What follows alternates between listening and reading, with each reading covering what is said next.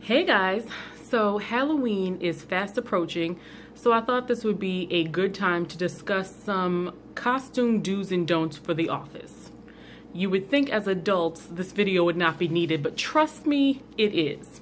So let's start with my first don't, the biggest don't. Don't dress up in a culturally or racially insensitive costume. The best example I can give you right now is a couple of years ago when Orange is the New Black first came out, and the actress Julianne Hough decided to dress up as Crazy Eyes. So she put on, the orange jumpsuit, she put her hair in the Bantu knots, and then proceeded to put on what I will call modern day blackface by slathering on some self-tanner or whatever it was, because to her, I guess that made her look like a black person. I don't know. It was awful. It was terrible. Like, we can tell who you're trying to be by the hair and the clothes. There was no need for that. It was ridiculous. So that's my first don't. Oh, and just in case someone out there was wondering, let me be clear. The first rule of blackface is don't do blackface. Do go as big or as small as you're comfortable with in your office. There are some people like me who like to go all out sometimes. I like the mashup costumes. I did like a social media butterfly. I did a Stevie Wonder Woman. And then one year I just came as a whoopee cushion. So I like to mix it up a little bit, but that's just me. There are a lot of people who like to do what I call cop-out costumes. It's a little judgmental.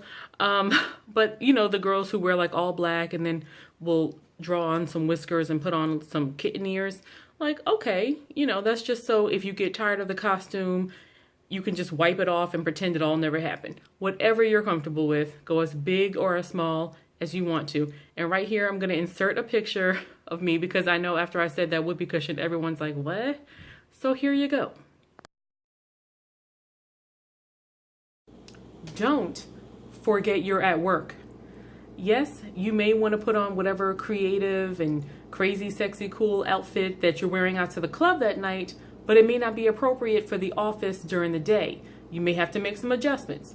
For example, if you want to be Jessica Rabbit, you have a little covering up to do for the office. Please don't lose your job over a Halloween costume. Do be comfortable. You don't want to put on something that can't last all day. If your costume requires stilettos or something, you may want to bring flats. If you want to be a Lego man, you may want to make sure you can sit down first. Don't come as Edward Scissorhands if you have a lot of typing to do and you're going to have to unravel a lot of things. Just do what just makes sense. Don't agree to do a group costume unless you know you can count on the other people in your group. So if you and your friends decide, you know what, we're going to come as the Spice Girls, and you get all dressed up, you got your Mel B on, you got your hair out, you got your makeup on, and you show up and everyone else punked out, no one is going to know that you're Scary Spice. They're going to think you're the Cowardly Lion or something. Like, you're just going to look crazy. So don't agree to a group costume unless you know the other people are going to come through for you. Do be prepared for people to ask, what are you supposed to be all day if you're not in a cookie cutter costume? Normally, I told you I like my mashup costumes. So the year that I came as Stevie Wonder Woman, everyone asked me every 5 seconds, what are you supposed to be? And once I told them, they loved it. Like, they were cracking up. They thought it was so great, so creative. But I had to be prepared for that question all day.